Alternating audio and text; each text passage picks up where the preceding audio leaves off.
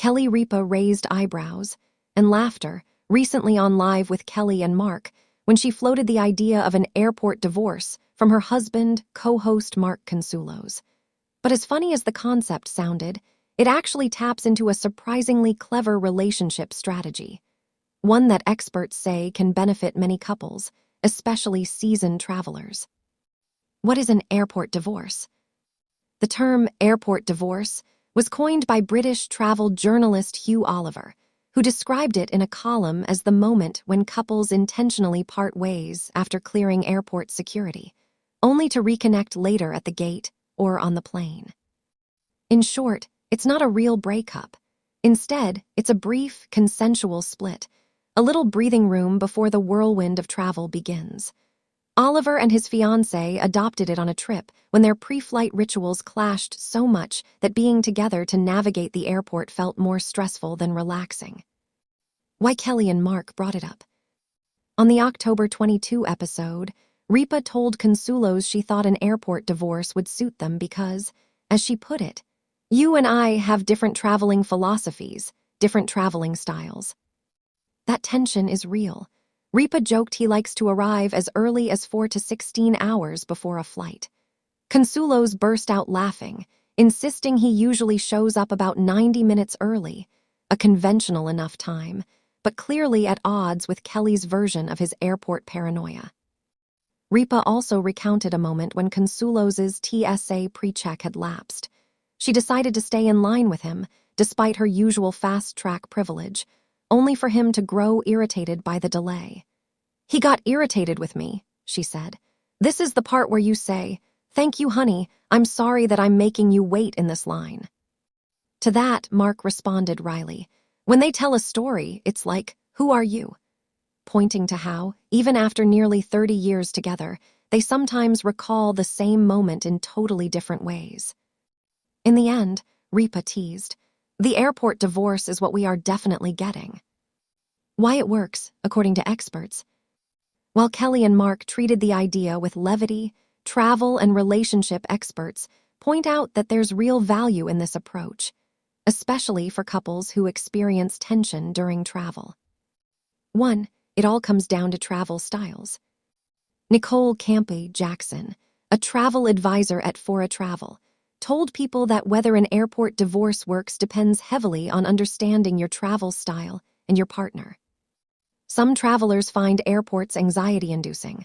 Long security lines, tight schedules, unpredictable gate changes. Others see the pre-flight rituals, grabbing a coffee, browsing duty-free, people watching as part of the fun. When partners have conflicting habits, splitting up can alleviate pressure. 2. It reduces pre-flight stress. By giving each person space to navigate their own airport routine, the couple sidesteps the small but persistent frictions. Who walks too slowly? Who waits too much? Who gets irritated by airport crowds or long lines? When couples reconvene in a calmer mental space, they can board the flight more harmoniously, or at least with less built-up irritation. 3. It's about communication and consent. An airport divorce isn't about avoidance, it's about intentional separation. The couple has to agree to do this. As Jackson notes, know your audience. If one partner really needs emotional support or company at security, splitting up might be more harmful than helpful. In other words, this tactic demands that both partners are self-aware and willing to advocate for their own pre-flight needs, whether that's solitude, a beer at the bar, or some last-minute window shopping. 4. It can normalize differences. Kelly and Mark's conversation illustrates another key benefit. It allows couples to acknowledge that differences are okay. They don't have to have the same approach to travel or life to make things work. When they joke about who walks faster or how early one arrives, they're not just bickering. They're conveying long-standing patterns in a lighthearted way. Recognizing those patterns means they can make adjustments, like an airport divorce, that respect both their needs, when it might not be a good idea. As Jackson warns, not all scenarios are ideal for an airport divorce. For example, on emotionally significant trips, honeymoons, family reunions, or major life transitions, It may feel tone-deaf or even hurtful to separate at the airport. Also, if one partner is highly anxious about flying or separation, the forced distance might exacerbate their stress. In such cases, sticking together and offering comfort might trump any theoretical benefit of an airport divorce. Why some couples swear by it. Though the concept of splitting up before a flight might sound tongue-in-cheek, many couples find it practical. For them, it avoids petty arguments sparked by the mundane chaos of pre-flight logistics. It gives each person freedom to engage in their own calming rituals. It provides a reset. When they reunite, they do so without residual tension from the airport. It strengthens communication. They must check in with each other about why they want space, when to reconvene, and how to manage re-entry. For long-term couples, especially those who have traveled together for years, it can be a fashionable tool of negotiation. The Ripa Consuelos dynamic, a case study in playful real talk. What makes the conversation between Kelly and Mark so compelling is their mix of humor, honesty, and real frustration. They're not strangers to public conflict.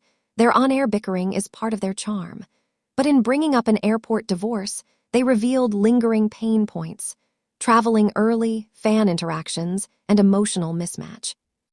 By nomming the problem in a funny way, they also made space for a solution. Their back-and-forth, Jennifer style, allowed them to air out grievances without turning the moment into a blow-up fight. That said, the fact that they're even considering this shows a level of maturity. After almost 3 decades of marriage, Kelly and Mark know how to navigate their differences. Instead of sweeping irritations under the carpet, they're treating them as real but solvable. Final thoughts. Why an airport divorce could be brilliant or not for you. The airport divorce isn't a magic fix, but it's a powerful metaphor and tool. It's about acknowledging that even the most deeply connected couples don't always share the same travel heartbeat. And that's okay, so long as there's mutual respect, communication, and a willingness to carve out autonomy. Here are some key takeaways for couples who might try it. Talk openly. Before agreeing to an airport divorce, discuss your travel anxieties, preferences, and what you each want to do before the flight. Set ground rules. Decide where and when you'll reconnect, gate, airplane, and how to communicate. Be flexible. Sometimes plans change. Be ready to pivot if one partner isn't comfortable alone. See it as an experiment. Try it once, evaluate how you feel, and adjust on the next trip. For Kelly Ripa and Mark Consuelos, the idea made for a delightful segment. For other couples, it might become a practical hack, a way to reclaim calm and connection on one of travel's most stressful days. And that, in its own way, is a kind of relationship win.